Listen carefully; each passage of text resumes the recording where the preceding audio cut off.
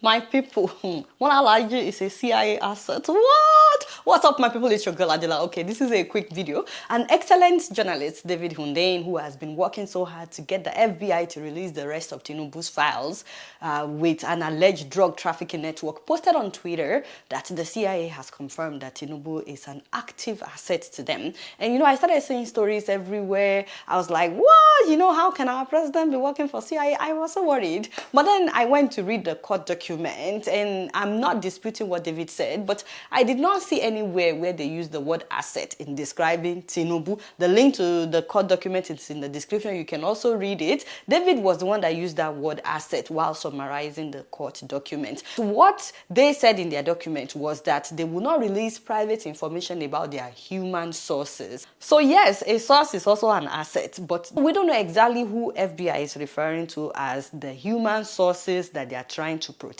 David was asking them to release the names of everybody that was allegedly involved in the drug trafficking case with Tinubu, and they are saying we cannot do that because it will reveal our sources. They didn't actually say which of their sources they are protecting here. Let me read part of the document for you so that you won't think that I'm defending Alaji. No. The document says the CIA does not reveal the identity of its human sources. See, they wrote sources because revealing the identity of a confidential source could expose agency tradecraft, other human sources, and specific intelligence interests and activities. They added that human sources can be expected to furnish information to the CIA only when they are confident that the CIA will do everything in its power to prevent the public disclosure of their cooperation. So they are basically saying that we protect the identity of our sources in return for them fetching us information. It may even be the person that snitched on Tinubu. Let me start with a statement on page 13 that says that the FBI instituted this policy to protect the privacy rights of individuals, particularly those who appear in FBI law enforcement files, which means they have a policy, they don't reveal information about their sources. They didn't actually say which of their sources they are protecting here. They didn't outrightly call Tinubu a CIA asset. In fact, if you look at David's tweet, he wrote asset before he now quoted the excerpt from the court document. So that was his own word, not the word that they used. And by the way, since we know that a source is someone that gives information, if we are going by that, Alaji will not be the only source for CIA or America. Some people will even argue that former President Olusegun Obasanjo is also a source, as well as other previous presidents and many officials. Many of them are sources. Basically, if you are able to provide America or the CIA with viable information, then you are a source. It's possible that they even have sources inside Aso Rock. I don't know. So anybody that is an informant for them is a source. Some people may not even know that they are a source for, the CIA, but if you are close to, let's say, embassy officials and so on, and you are giving them information about your country,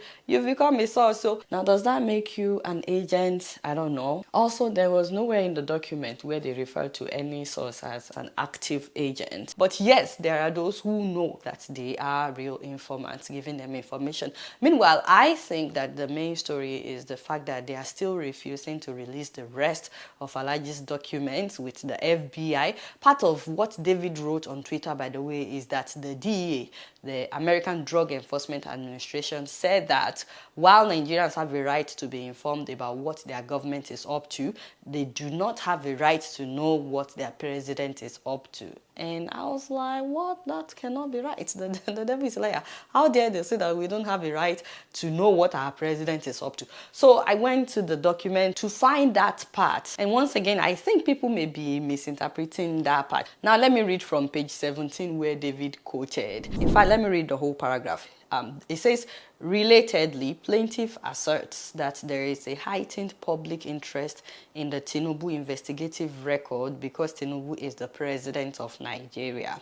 And because United States residents of Nigerian ancestry and Nigerian press are interested in Tinubu's communication with the FBI, but he fails to appreciate that the only relevant public interest that weighs into the calculus for purposes of exemption is the citizens' right to be informed about what their government is up to, not what Tinubu was up to. So this is the FBI's lawyer arguing that there's a huge interest in Tinubu's record because he's now a president, and that Nigerians have a right to be informed about what their government is up to, but not what Tinubu as a person was up to, as in the details of his involvement in the drug dealing at that time. President Tinubu forfeited $460,000 that was discovered in 10 bank accounts that were linked to him in 1993. That's a lot of money. Even today, not to talk about in 1993, that's a lot of money for him to forfeit, for him to walk away from. So they seized that money because the US government had reasons to believe that those bank accounts were linked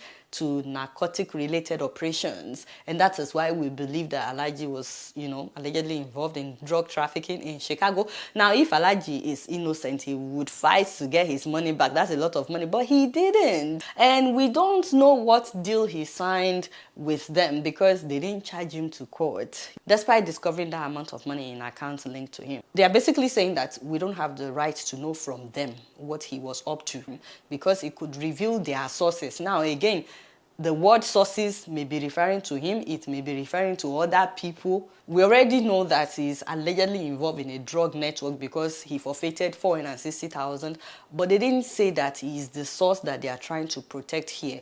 Once again, don't forget that David and others are asking the FBI to release the other names of everybody else that was involved in that case and their details. So they may be protecting those people. I don't know. They didn't say that Nigerians do not have a right to know what their president is up to. We definitely do have a right, but they are saying that as far as their interaction with him, because of an FBI policy that protects the privacy rights of individuals, they will not release the other names of everybody else that was involved in that case. Again, I am not defending Alhaji or the CIA. I don't work for anybody. I was just concerned that people may be misinterpreting the documents that was released, so which is greatly appreciated. We greatly appreciate Uncle David Hundeyin and his excellent work, but let's not misinterpret the document. The truth will still come out at some point. We will all get to know. Don't forget to appreciate Uncle David. We are not discrediting him. We just want to make sure that people don't misinterpret that document. So we really appreciate him for all that he's doing. But having said all of that, I'm hoping that you also will read that document. It's like 30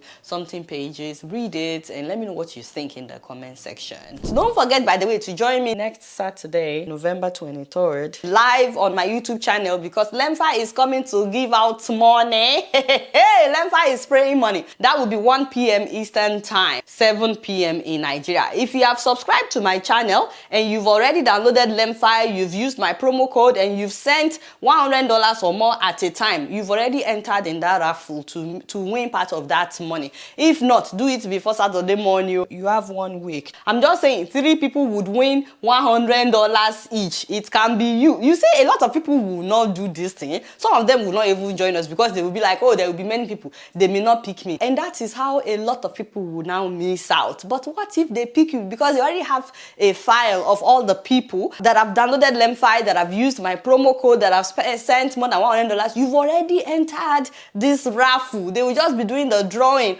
on my show. And if you live in Africa, don't worry. All you need to do is show up to enter in that raffle, because they are giving out $20 each to 10 people on that show on Saturday in different parts of Africa. I mean, if you live in Nigeria, it's a lot of money. In fact, let me see how much that is in Naira right now. 20 American dollars is 34,400 Naira as of today. I don't know how much it will be by Saturday. Hopefully, it would have gone up. So you have the chance to win at least 34,000 Naira this coming Saturday by just joining us from Nigeria, Ghana, Tanzania, Kenya, Uganda, anywhere that Lemfi is able to send money to. And guess what? They will be crediting everybody live on the show. So make sure that you join us. We'll talk about Lemfi while we're doing the draw and just giving out money. Hey, I'm so excited. All right, y'all, it's been real and I'm keeping you up in here. Don't forget to follow me on X, Facebook, Instagram, and TikTok. And until next time, I'm going to see you later. Peace out.